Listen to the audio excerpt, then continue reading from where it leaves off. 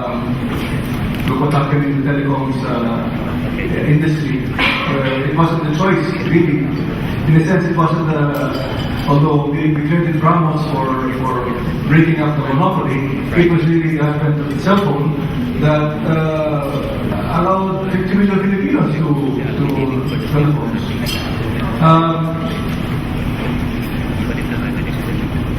We agree on a number of things.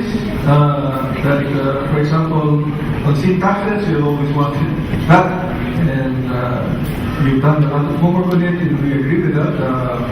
Taxing inheritance, again, that sounded very disingenuous. I have to agree with my partner here, Ed Lacson from E.J.A.P. We supported it because we believe that we live in a age of globalization. You know, the Japanese started negotiating with us ahead of all the other countries in Southeast Asia, and yet it took. I agree with you that our negotiators maybe did not do such a good job, but you know, you have to live with what you have. And if the alternative is we don't get E.J.A.P, we'd be worse off and we'd be falling behind the rest of our neighbors. As it is, we're already ranking very poorly in competitiveness vis-a-vis our neighbors, and we're falling further behind. I do agree, and I guess this is Steven's point, that the Washington Consensus is passé, that we need to move into a different world, and that you know, we need to find our way in this world of globalization. But then again, let me conclude by saying I enjoyed the talk very much because it really is a breath of fresh air, very different from other candidates, and I wish you all the best. Hopefully, your ideas will find their way in the next administration. Thanks so much, Mr. Lim. Let's move on to Mr. Jimenez.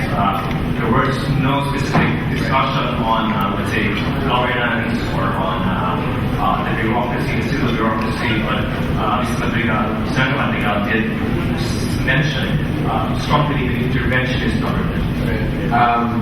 Yeah, well, like Mr. Lim said, that was an incredibly different speech coming from a politician than what you would expect from any other politician. I have to admit a lot of it went over my head, and I have to find out whose statement is. But I think that would be a journey worth taking. On the whole, though, I find that I seem to agree with a lot of what the senator has been saying, particularly with the whole idea of business process outsourcing. It's nice to find someone who is coming out strongly against that, considering how it's been something like conventional wisdom to say that it's an okay thing. I wish her all the best. Thank you so much, Mr. Jimenez. On that last note of yours, perfect segue to our next panelist who represents the BPO sector. You must have some exciting words for us. Well, I respect the view of the good senator, but let me state some information with regards to the BPO industry. We're currently about 500,000 employees, direct employees here in the Philippines, producing something like $9 billion, and translates to about 8% of the global offshoring and outsourcing market. Out of that $9 billion, I would say about 60%, which would be about roughly $6 billion, are compensation and benefits to our employees. And if you consider 500,000 multiplied by 6 billion, that's a lot of economic activity that has been provided by the industry all through the last last 5 or 6 years that the industry has been growing here in the Philippines. So I do defer to the opinion of the good senator that it is negligible. It is, we believe that as we aspire to grow to 1 million jobs, then we will be more beneficial to the economy. I did remember that the good senator also stated the likes of India as a country that she was referring to. And India, by itself, is a BPO powerhouse. And in fact, part of the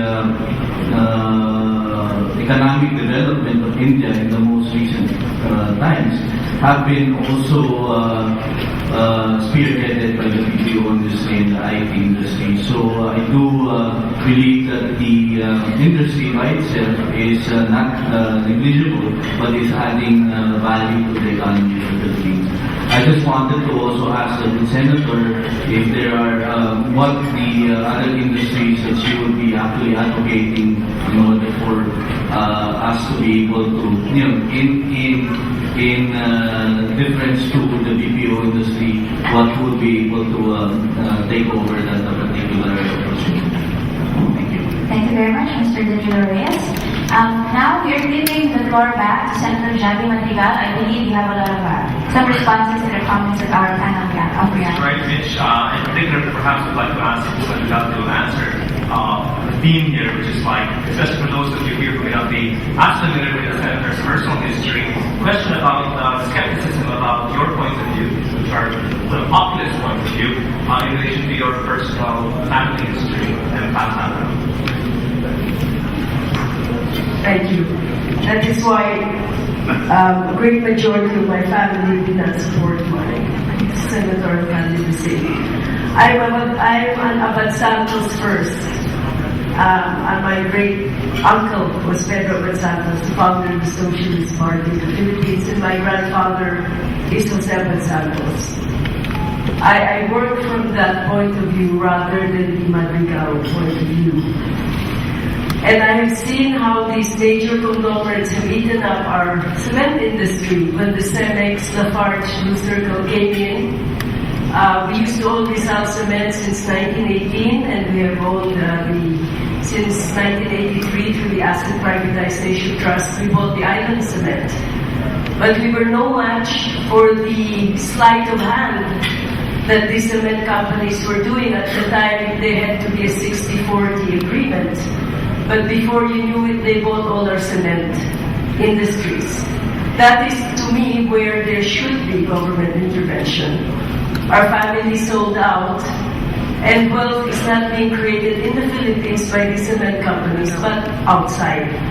I think Mr. Lacson's point of view, but you're too generous in attributing to me the philosophies of Stiglitz. I'm really an admirer when you said the failures in the market, free market economy. That is a Stiglitz idea. It is not mine, and it is been proven time and again by the boom and bust. In economics, you have many cycles. You have the smaller cycles or the convergent cycles, which are much longer. And then during the go-go days of Mr. Bush, they thought the cycles were dead. But lo and behold, as Stiglitz predicted, there were cycles, and this latest bust of the American economy has really affected the world. Fortunately for them, they have the Fed, which can print more money, and that they control the world geopolitically, but we don't. And I will never have a change of heart and change of mind if it means compromising national sovereignty. If we were more uncompromising in our national sovereignty, then we did not have to open as quickly. Then we couldn't even surpass Japan. If you look at the Philippine experience, it was during the Marcos times when Imelda bought into the IMF song and dance and built all these hotels, which were empty. I was a child then, and I could see the inequities of the Marcos regime from my parents' eyes, because my father was also persecuted our family was persecuted during the Marcos regime. Give E.J.A.P a chance. Yes, E.J.A.P will probably only benefit the 1%. But I'm not a big believer in the trickle-down policy.